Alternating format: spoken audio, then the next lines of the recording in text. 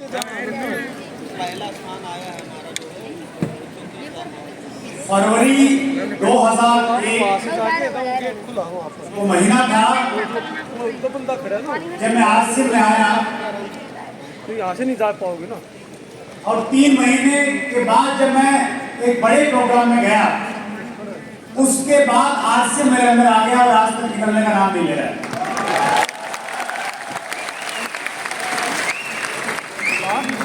पिछले 22 सालों में जो मैंने सीखा है वो अगले 22 मिनट में आपको देने का प्रयास करूंगा। जब ये इवेंट फाइनल हुआ, सब्जेक्ट तय करना था कि किस विषय पे बात करनी है, तो मैंने वो सब्जेक्ट चुना जो मुझे लगता है जो सबसे ज्यादा इंपॉर्टेंट है, हमारी पर्सनल लाइफ के लिए भी इम्पोर्टेंट है और हमारी प्रोफेशनल लाइफ के लिए भी इम्पोर्टेंट है। तो ये वाला सब्जेक्ट है ना जिसपे हम बातचीत करने वाले हैं अभी, ये हम सबके लिए इम्पोर्टेंट है। ये जो हमारे ये कैमरा उनके लिए इम्पोर्टेंट है, हमारी सुरक्षा में जो लोग उनके सबके लिए बहुत इम्पोर्टेंट है। तो सब लोग इससे लाभान्वित हो सकते हैं। तैयार हैं सब लोग? सबसे पहले तो हमारे पास में मौका है ग्रेटिट्यूड फील करने का, बहुत जोरदार तालियां बजाने का इन विभूतियों के लिए जिन्होंने बहुत वंडरफुल प्रोडक्ट दिए हैं। वंडरफुल है या नहीं है? तो तालियां उतनी बजाइए जितने आपको फीलिंग आ रही है प्रोडक्ट को। Thank you Sharma sir, Puneet sir और ईसा मैम इन वंडरफुल प्रोडक्ट्स के लिए। कितने लोग हैं जो आरसीएम में डायमंड बनना चाहते हैं? ये वाले भी लेना चाहते हैं जो मेरे पास में है? इरादा पक्का है? कितना बैलेंस चाहिए डायमंड जाने के लिए? 50 करोड़। उधर पीछे भाई साहब बैठे हैं, वो सोच रहे हैं कि मेरा 40,000 नहीं होता। आप 50 करोड़ की बात करते हैं, 50 करोड़ करना चाहते हैं ना? तो 50 करोड़ करना चाहते हैं तो हमें एक बेसिक चीज को समझना पड़ेगा। 50 करोड़ होने के लिए हमें ये समझना पड़ेगा कि हम डायरेक्ट सेल के बिजनेस में हैं। कौन सा बिजनेस में है सर? हम डायरेक्ट सेल के बिजनेस में हैं, और ये एक ऐसा बिजनेस है जिसमें हम लोगों को अपनी तरफ अट्रैक्ट करते हैं, उनको प्रेजेंटेशन देते हैं, अपना प्रोडक्ट बताते हैं और फिर वो हमारे साथ में आते हैं। तो आने के बाद, उनके हमारे साथ में जुड़ने के बाद हमारी सेवाएं, हमारा व्यवहार, हमारा रिलेशन उनके साथ में ऐसा हो कि फिर वो हमें जिंदगी में कभी छोड़ के नहीं जाए, हमारे साथ में जुड़े रहें। आपने किसी एक व्यक्ति को हेल्थ कार्ड ऑयल दिया, आप उससे बड़े अच्छे से बात करते हैं, कभी कभी बीच में उसको ग्रीटिंग भेज देते हैं, तो वो व्यक्ति आपके उस व्यवहार से खुश होकर गामोरिजोन लेगा या नहीं लेगा? लेगा। और अगर आपका व्यवहार अच्छा रहा, अगर आपका उससे संबंध नहीं खराब हुआ, टूटा नहीं, तो जिंदगी भर आपका ग्राहक बन सकता है या नहीं बन सकता? इसी प्रकार से वो आपका ग्राहक बनेगा और इसी प्रकार से वो आपका डायरेक्ट सेलर बन के जिंदगी भर आपके साथ में जुड़ा रहना सीख सकता है। तो हमें मेन इस चीज को समझना है कि हम लोगों के बिजनेस में हैं, और लोगों को अगर हमने ठीक करना है, सही करना है, तो हमने मैग्नेटाइज करना पड़ेगा, मैग्नेट बनना पड़ेगा। इस प्रकार की चुंबकीय शक्ति अपने अंदर में पैदा करनी पड़ेगी कि जो हमारे आसपास में हैं वो खिंच के हमारे पास में आ जाएं, और जो एक बार हमारे पास में आ गए वो जिंदगी में कभी छोड़ के नहीं जाए। Magnetize, don't polarize. Don't polarize. Polarize होता है कूटना, पीटना, डरा के, धमका के किसी को अपने साथ में रखना। कुछ लोग इस वाले पैटर्न पर भी काम करते हैं।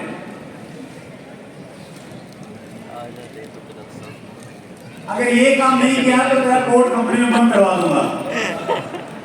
हेलो, मेरी बात नहीं मानी तो मीटिंग लेना बंद, या अलग तरीके से डरा के धमका के आप किसी व्यक्ति को जिंदगी में अपने साथ रख सकते हैं क्या? लेकिन प्यार से आप उसको अपने साथ में रख सकते हैं। तो हमें ये वाला तरीका अपनाना है जिसमें हम मैग्नेटाइज करके उनको अपने साथ में रखेंगे। Become a magnetic personality. Diamond बनना है ना सर? तो डायमंड बनने से पहले आपने एक इतना अच्छा इंसान बनना है, इतनी चुंबकीय शक्ति आकर्षण अपने अंदर पैदा कर लेना है कि कोई व्यक्ति एक बार अगर आपके दायरे में आ गया तो फिर वो जिंदगी भर के लिए आपका बन के रह जाए।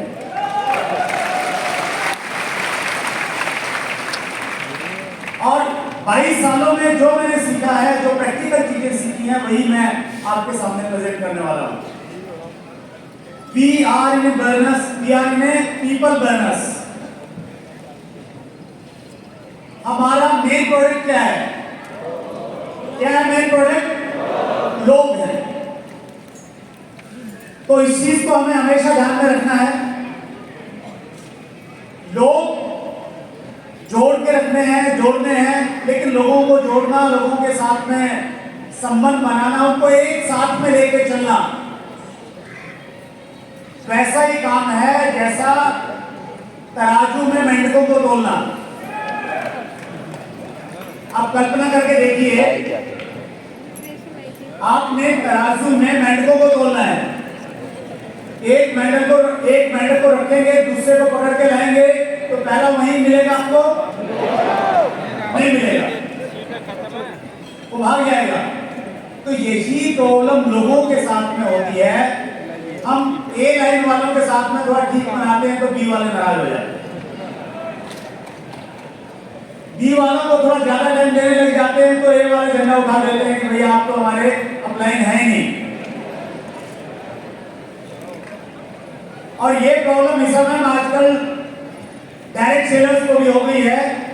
वो गामा के थोड़ा ज्यादा ध्यान देते हैं तो रुपी चार्ज वाले नाराज हो जाते हैं।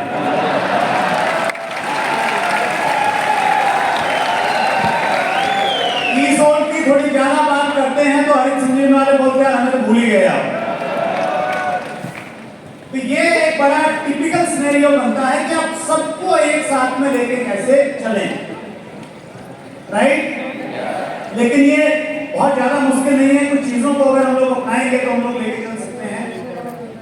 रिलेशंस बहुत इंपॉर्टेंट है। Relations are more important than product.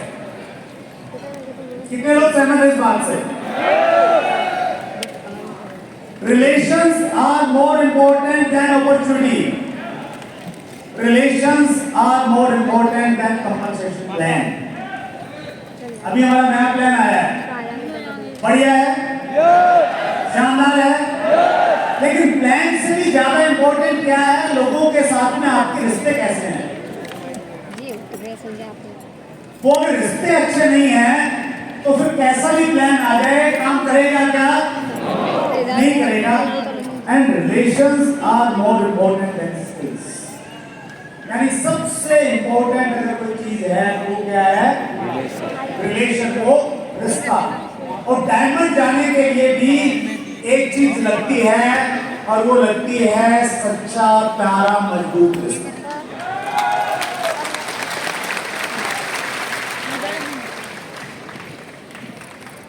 Human behaviour is a science. लोगों से अगर आपने अच्छे रिलेशन बनाने हैं तो आपको थोड़ा ह्यूमन बिहेवियर को समझना पड़ेगा, मानव स्वभाव को समझना पड़ेगा। मानव स्वभाव एक विज्ञान की तरह काम करता है। विज्ञान की खूबसूरती ये रहती है कि विज्ञान के जो परिणाम है वो सटीक होते हैं, उसको कोई चैलेंज नहीं कर सकता। जैसे H2O का क्या होगा? अगर हाइड्रोजन के 2 पार्ट और ऑक्सीजन 1 पार्ट हम साथ में उनको मिलाएंगे तो क्या बन जाएगा? पानी ही बनेगा ना। इसको कोई झुठला सकता है क्या? ये साइंटिफिक है, स्टीक है, इसको कोई चैलेंज नहीं कर सकता। उसी प्रकार की कुछ चीजें ह्यूमन बिहेवियर में है, बिल्कुल स्टिक है, बिल्कुल स्टिक है, साइंटिफिक है। अगर आपने वैसा किया तो ऐसा ही परिणाम होगा जैसा परिणाम H2O के करने से पानी होता है। तो देखते हैं हम लोग, अगर आप किसी व्यक्ति की तारीफ करते हैं, क्या करते हैं?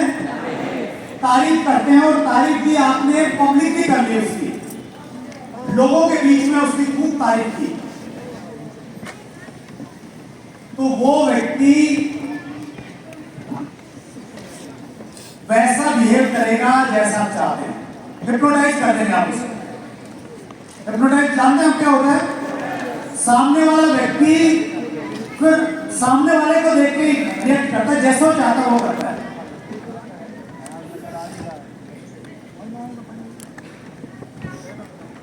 लेकिन अगर आपने किसी को पब्लिकली क्रिटिसाइज कर दिया, पब्लिकली लोगों के बीच में अगर आपने क्या कर दिया, क्रिटिसाइज, उसकी आलोचना कर दी, उसकी कमियों को बता दिया, तो मालूम उसका रिएक्शन क्या होगा? उसका रिएक्शन होगा कि उसकी ईगो क्लैश होगी, और वो व्यक्ति जो आपको कल तक भगवान मानता था, वो पब्लिक में क्रिटिसाइज करने की वजह से आपको अपना सबसे बड़ा दुश्मन मानने लगे। आपने 15 साल उसके लिए क्या किया, वो 15 सेकंड में भूल जाएगा। हेलो, ये उतना साइंटिफिक है जितना H2O है। इस प्रकार की और बहुत सारी चीजें हैं जो चीजें हमें ये बताती हैं कि हम लोगों के साथ में किस प्रकार का बिहेव करेंगे तो उसकी क्या प्रतिक्रिया लोगों के ऊपर में आने वाली है। अगर आप किसी व्यक्ति को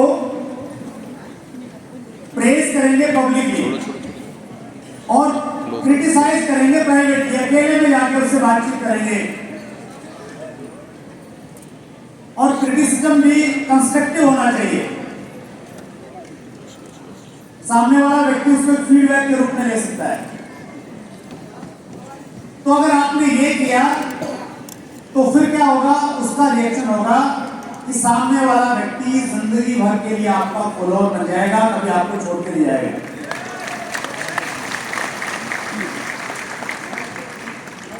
क्योंकि हम लीडरशिप के बिजनेस में हैं, हम एक ऐसे व्यापार में हैं जब बहुत सारे लोगों का लीड करते हैं, उनका नेतृत्व करते हैं, तो ऐसे बहुत सारे मौके आएंगे जब आपने किसी व्यक्ति को करेक्ट करना होगा।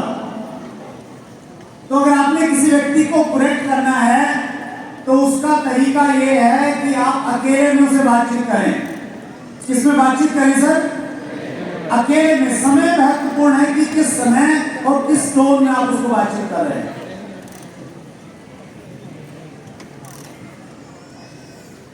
मैग्नेटिक पर्सनैलिटी बनने के लिए हमें क्या करना पड़ेगा?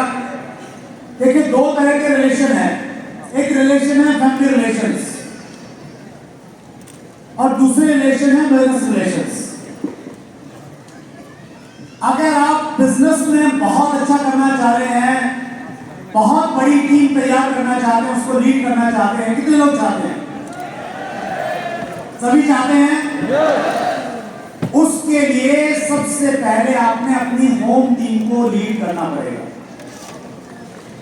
अगर आप अपने घर की 5-6 लोगों की टीम के डायमंड नहीं बन सकते हैं तो आप भूल जाइए, आप आज से डायमंड बन जाएंगे। हमारा फैमिली रिलेशन जो होता है वही हमारे बिजनेस रिलेशन में रिफ्लेक्ट करता है। आपको मैं छोटा सा टास्क दे रहा हूं, होमवर्क करेंगे। आप चेक करना कि आपकी वाइफ के साथ में कैसे रिलेशन है, आपके पेरेंट्स के साथ कैसे रिलेशन है, बच्चों के साथ में कैसे रिलेशन है, अपनी ग्रांड फैमिली के साथ में कैसे रिलेशन है। अगर वो रिलेशन आपके अच्छे हैं हर जगह, तो फिर बिजनेस में आपके रिलेशन बहुत अच्छे हो जाएंगे।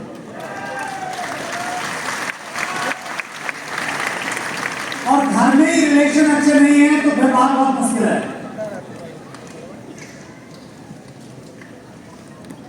देखिए, मैग्नेटिक पर्सनैलिटी बनने के लिए बनना चाहते हैं ना आप? कुछ पॉइंट्स मैं जल्दी जल्दी कवर करने की कोशिश करता हूं। सबसे पहले, have a heart full of love without aspirations. दिल सबके पास में है और गामा और इग्नोर और हेल्थ कार्ड हमारे उस दिल की बहुत रक्षा करता है, उसको हेल्प करता है, हम नियमित इस्तेमाल करते हैं। यस और नो? लेकिन सामने वाले भी, हर व्यक्ति के पास में दिल रहता है जिनसे हम लोग व्यवहार करते हैं, तो उनका दिल न दुखे, उस चीज का भी हमें ध्यान रखना है।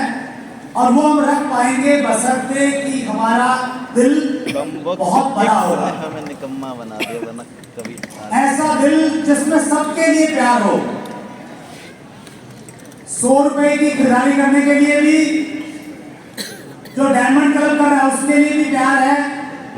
हेलो, जो अच्छा बिजनेस दे रहा है उसके लिए भी, और अभी जो अभी नहीं दे रहा है तो उसके लिए भी उतना ही प्यार है। अगर सबके लिए आपके पास में विदाउट एनी कंडीशन अगर प्यार है तो फिर लोग हमेशा आपके साथ में लगे रहेंगे। मैम लिखा हुआ था ही नहीं रहा।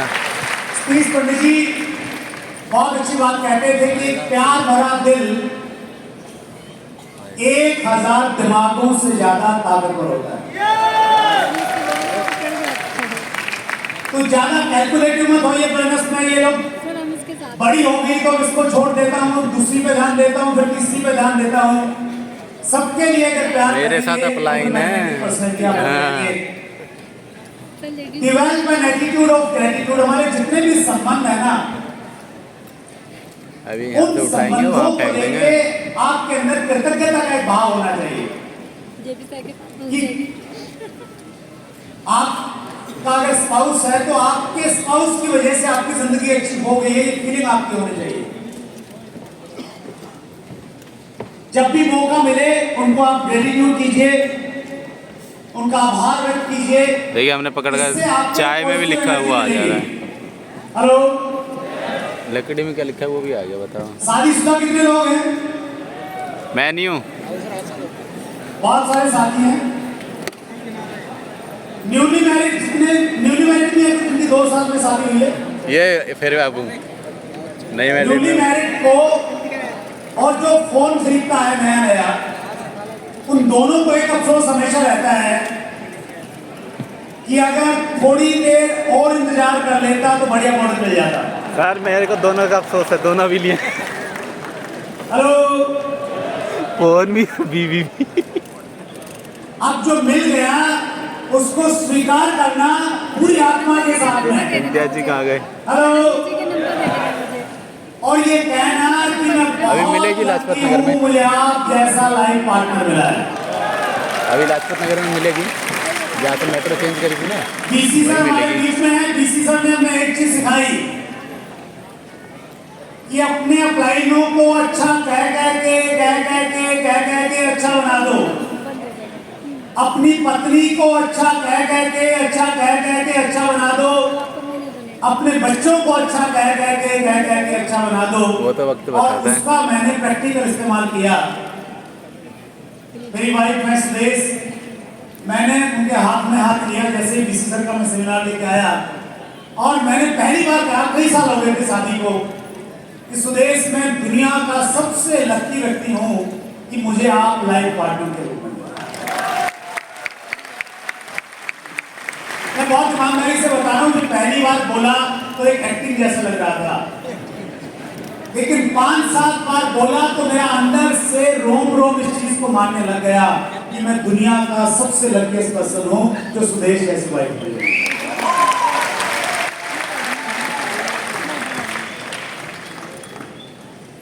आप भी कर सकते हैं। कितने लोग कर सकते हैं? बस इतना कीजिएगा, अगर आपकी वाइफ आज यहाँ पे है तो मीटिंग के बाद, अगर नहीं है तो जाके थोड़ा हाथ पकड़ के बात करनी है सर। अपनी वाली का पकड़ सकते हैं ना अच्छे से हाथ पकड़ के बोलिए कि मैं बहुत लकी हूँ थोड़ा दिल पे पत्थर रख के बोल दीजिए एक बार। मैं बहुत लकी हूँ कि मुझे आप जीवन साथी के रूप में मिले। अपनी वाली को और बोलना एक है। दो चीजें और बता दीजिए कि आपके आने के बाद, जैसे मैंने सुदेश हर जी कि आपके आएगी तब आने के बोलना है। बाद हम गाँव से थोड़ा शहर में शिफ्ट हो गए। आपके आने के बाद आज से मजबूत और आज से जिंदगी बदल गई। तो ऐसी क्या बातें जो मैंने ऐसे बोली, सुदेश को भी लगने लगे और मेरे को भी लगने लगे और हमारी जिंदगी बिल्कुल एकदम बिंदास बन गई। तो रिश्ता कोई भी है उसमें ग्रेटिट्यूड की फीलिंग आप लेके आइए। अपलाइन के प्रति भी ऐसा कर सकते हैं, बच्चों के प्रति, पेरेंट्स के प्रति। Be a good finder, look for good in others. हर रिश्ते में जो भी लोग हमारे साथ में है ना, उनमें कुछ अच्छाइयां होती हैं, कुछ बुराइयां होती हैं। या सुनो, अच्छा आप में से कोई ऐसा व्यक्ति है जो कहे कि मेरे अंदर कोई बुराई नहीं है? मैं ध्यान से देखने की कोशिश करूंगा। है कोई? तो जब हमारे अंदर कमियां हैं तो हम सामने वाले से क्यों संपूर्णता की अपेक्षा रखते हैं कि मेरी पत्नी में सब कुछ संपूर्ण होना चाहिए, मेरे पति में सब कुछ होना चाहिए। तो हमने क्या करना है सर? हमने राजहंस बनना है। राजहंस एक पक्षी होता है, उसकी विशेषता होती है, शर्मा साहब हमारे बीच में, हमको अच्छे से मालूम होगा। अगर राजहंस के सामने आप दूध और पानी मिला के रख देंगे तो राजहंस उसमें से दूध पी जाता है और पानी को छोड़ देता है। ये भगवान ने उसको वरदान दिया है। तो आप भी राजहंस बन जाइए। हर रिश्ते में अच्छी चीजों को ध्यान में रखिए और जो आपको अच्छी नहीं लगती उनको भूल जाइए, उनको दिमाग में मत लेके आइए। हर रिश्ता अच्छा हो।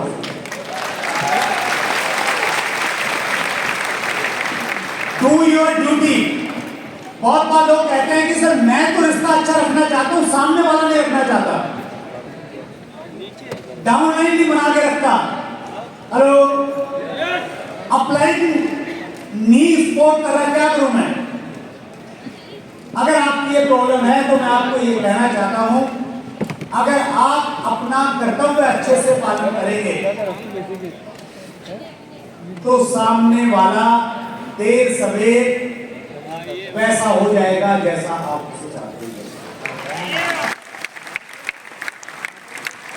आपकी वाइफ आपको लगता है वो अच्छी नहीं है, वो अपना कर्तव्य पूरा नहीं कर रही है, तो आपने क्या करना है? ये नहीं याद दिलाना कि तुम्हारा ये फर्ज है। आपने बस अपने आप को ये कहना है, पति होने के नाते मेरे जितने भी फर्ज हैं मैं वो सारे अच्छे से निभाऊंगा। अगर ऐसा निभाते रहे तो धीरे धीरे आपकी पत्नी भी अपने फर्ज निभाएगी। अगर आपको लगता है कि आपके पिताजी ने आपको ज्यादा संपत्ति नहीं दी, हेलो, आप अच्छे पुत्र होने का फर्ज निभाते रहिए, आपके पिता भी बहुत अच्छे पिता बन जाएंगे अगले कुछ महीनों से। मेरी किस्मत भी बहुत अच्छी है। प्यार का फूल बंजर भूमि में, तो लोग आपको सलाम करेंगे, लोग आपको कहेंगे क्या इस व्यक्ति से भी इसके रिलेशन अच्छे हैं, तो आदमी कमाल का है। 5वां पॉइंट कहता है develop caring attitude. Caring attitude थोड़ा रखिए, क्योंकि लोगों को इस चीज की परवाह नहीं है कि आपके पास कितना पैसा है, जो कौन सी पिन है, कौन सी गाड़ी है। बस उनको सिर्फ एक बात की परवाह है कि आप उनकी कितनी परवाह करते हैं। हेलो, एक परवाह ही बताती है कि आप कितना ख्याल रखते हैं। एक परवाह ही बताती है कि आप कितना ख्याल रखते हैं, वरना रिश्तों को तोलने के लिए कोई तराजू नहीं होता।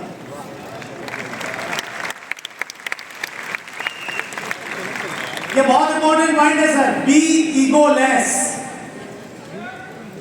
बड़ा बिजनेस करना है, डायमंड बनना है, ईगो को खत्म कर सकते हैं क्या? कितने लोग कर सकते हैं? आसान नहीं है, क्योंकि जैसे जैसे आपकी पिन बढ़ेगी ना, उस पिन में ईगो बढ़ती शुरू हो जाती है। फिर बहुत सारे लोगों का ये प्रॉब्लम है कि वो 100 पीस करके आए थे लेकिन उनको सही सीट नहीं मिली। हेलो, ये ईगो है। ये भी बहुत बार आप किसी प्रोग्राम में जाएंगे आपको लगेगा कि आपको सही सीट नहीं मिली। ये क्या है? ये ईगो है। जितनी ईगो होगी, ईगो एक्चुअली ना आपके पैरों में बेड़ियों को काम करती है, वो आपको मंजिल की तरफ नहीं बढ़ने देती है। तो हर रिश्ते में, कोई भी रिश्ता है, इवन आप एक पिता हैं तो ईगो में मत रहिए। आप पिता हैं, आपके बच्चे हैं, जब आप दर्द हैं तो बच्चों से माफी मांगिए, क्योंकि माफी मांगने से कोई छोटा हो जाता है क्या? एक आदमी अगर गलती करे और माफी मांग ले, सॉरी कह दे, तो उसको कहते हैं ऑनेस्ट पर्सन, ईमानदार व्यक्ति है। गलती की, माफी मांग ली। एक व्यक्ति श्योर नहीं है कि उसने गलती किया नहीं, गलती उसकी थी सामने वाले की, फिर भी गलती मान ले, उसको कहते हैं वाइज पर्सन, बुद्धिमान व्यक्ति है। लड़ाई झगड़ा नहीं बढ़ा है, गलती मान ली। और एक तीसरा व्यक्ति और होता है जिसको मालूम है कि 100% गलती सामने वाले की थी और फिर भी उसको मान ले, तो उसको कहते हैं हस्बैंड।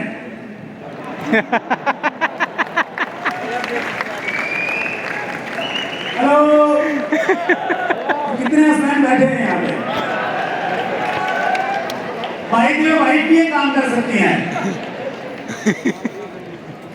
तो गलती, सॉरी एक ऐसा वर्ड है कि जब भी आप सॉरी मांगेंगे ना तो आपकी ईगो बैलेंस हो जाएगी। मैंने बहुत बार अपने बच्चों से मैंने माफी मांगी है, सीरियसली सॉरी फील किया है। बेटा सॉरी, कल मैं गुस्से में था, मैंने आपको गलत बोला। क्योंकि जब आप सॉरी बोलते हैं ना सर, सॉरी का मतलब ये नहीं कि गलत कौन था, सॉरी का मतलब ये है कि आप उस रिश्ते की वैल्यू करते हैं, उसकी कदर समझते हैं।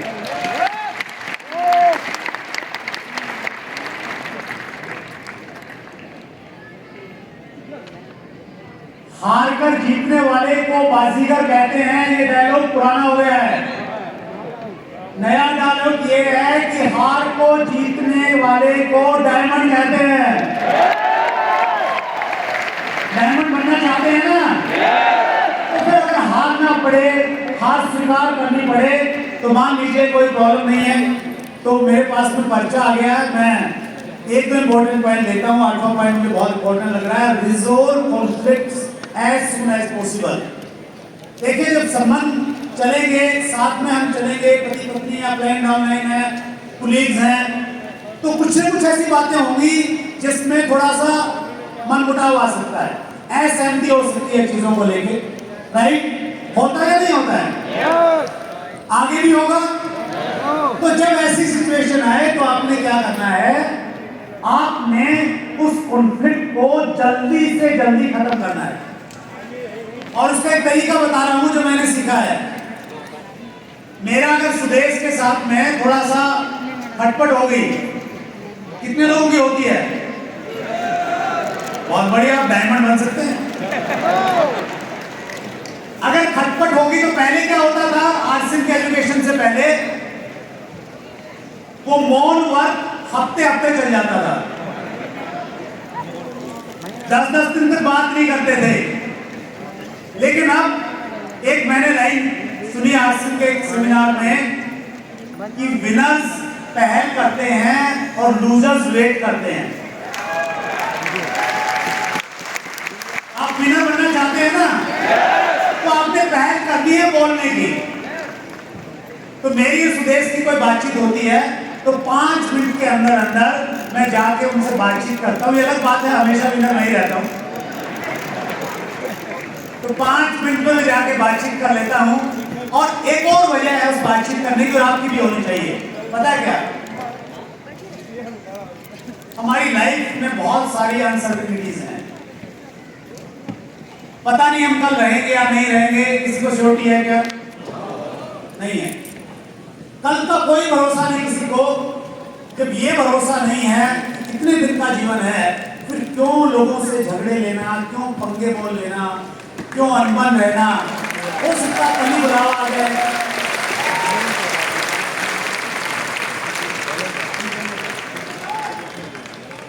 दिल बाहरी करके दुनिया को छोड़ना सही रहेगा या खुले दिल से दुनिया को छोड़ के ठीक रहेगा? खुले दिल से जाना चाहिए। जहां भी रिश्ते थोड़े गड़बड़ हैं, किसी वजह से हो गए, परिस्थिति की वजह से हो गए, आगे बढ़ के सॉरी मानिए, क्योंकि आगे का कोई भरोसा नहीं है दोस्तों। और चलिए, मेरे दिमाग में आता है, इस देश के बाद जाता हूँ, बातचीत करना शुरू हो जाता हूँ और फिर शाम को बहुत बढ़िया गर्मा गर्म रोटी मिल जाती है। आपको भी मिल सकती है सर, राइट? एक्सेप्ट। चलिए, ये पॉइंट, सिर्फ पॉइंट ले रहा हूं मैं, अनन्या मेरी तरफ देख रहे हैं बार बार। Accept them as they are. हमारे जो संबंध बन गए ना, जिनको आप तोड़ना नहीं चाहते हैं, तो रो रो के मन उनके साथ में रहिए, हंस हंस के उनके साथ में जीवन को एंजॉय कीजिए, उनको एज इट इज स्वीकार कीजिए। नई नई शादी होती है, पहले साल पति पत्नी इतना प्यार करते हैं आपस में और एक दूसरे से प्रॉमिस करते हैं कि बस बदल मत जाना। हेलो, बदल मत जाना, ऐसे ही रहना, इतना ही प्यार करते रहना। 2-4 साल के बाद में एक दूसरे को बदलने में लग जाते हैं। तुम्हारे अंदर ये ठीक नहीं है, तुम्हारे अंदर ये ठीक नहीं है, तो जो जैसा मिला उसको ऊपर वाले का प्रसाद ग्रहण करके, प्रसाद समझ के ग्रहण कर लीजिए, जिंदगी बहुत आसान हो जाएगी। वो अपलाइन है, डाउनलाइन है, कोई भी है। एंड लास्ट पॉइंट है लिसनिंग। परमात्मा ने हमें 2 मुंह दिए हैं और 1 कान दिया है, ऐसा ही है ना? नहीं? और क्या है? 2 कान दिए हैं, 1 मुंह दिया है। तो ये बात उस समय भी याद रखा करो जब आप अपनी पत्नी के पास में बैठते हैं, या पत्नियां स्पेशली जब पति के सामने बैठती हैं, तो ज्यादा सुनना है और कम बोलना है। तो लिसनिंग एक ऐसी स्किल है, अगर ये आपने डेवलप कर ली तो फिर जिंदगी बहुत आसान आपकी होने वाली है। रिलेशन अच्छे हो जाएंगे सर, बिजनेस अच्छे हो जाएंगे, सब कुछ ट्रांसफॉर्म हो जाएगा। और ये एक बड़ा मैं फनी इंसिडेंट बताता हूँ आपको। अभी चैटविल सुंदरवर्क्स में हमारे गेस्ट थे पिछले दिनों, सुरेश मोहन सेमवाल शर्मा सर। उनसे मैंने बड़ा अच्छा क्वेश्चन पूछा। उन्होंने बोला एक्चुअली कि इस दुनिया में अगर कोई भी इंसान है ना, तो वो ये हक रखता है कि उसको अच्छे से सुना जाए, सबको अच्छे से सुनिए। तो मैंने उनको मजाक में कहा कि पत्नी को भी अच्छे से सुनना है। तो उन्होंने बड़ी गंभीर बात बोली। उन्होंने कहा कि पत्नी को तो सबसे अच्छे से सुनना है, क्योंकि अगर आप अच्छे से नहीं सुनेंगे तो कोई दूसरा उनको अच्छे से सुन लेगा और आपके लिए समस्या होगी।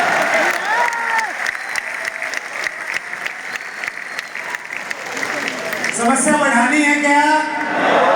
कम करनी है? तो क्या करना है? सबको अच्छे से सुनना है। और ये सेकंड लास्ट स्लाइड है, जो स्लाइड बता रही है कि हमने किन पॉइंट की बातचीत की। तो वो स्लाइड चली गई। एक बार दिल की गहराई से आप सबका बहुत बहुत धन्यवाद कि आपने मेरी बातचीत को बहुत ध्यान से सुना। Thank you very much, very much.